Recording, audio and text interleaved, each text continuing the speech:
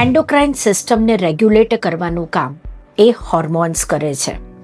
Hormonal system એ brain અને organ વચ્ચેની communication system છે. જ્યારે પણ બ્રેનને કોઈ પણ પ્રકારનો સંદેશો ઓર્ગન સુધી પહોંચાડવો હોય તો એ હોર્મોન દ્વારા બ્લડની અંદર રહીને ઓર્ગન્સને સમાચાર પહોંચાડે છે.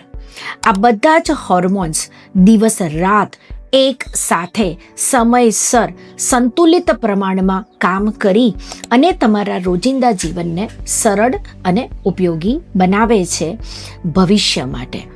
મેં વર્ડ ભવિષ્ય એટલા માટે યુઝ કર્યો છે કેમ કે દીકરી જન્મે ત્યારથી જ લઈને એની રિપ્રોડક્ટિવ સિસ્ટમ એટલે કે તે માતૃત્વ બની શકે તેની માટેની તૈયારીઓ કરતું એક એન્ડોક્રાઇનલ સિસ્ટમ એટલે કે હોર્મોનલ હાર્મની.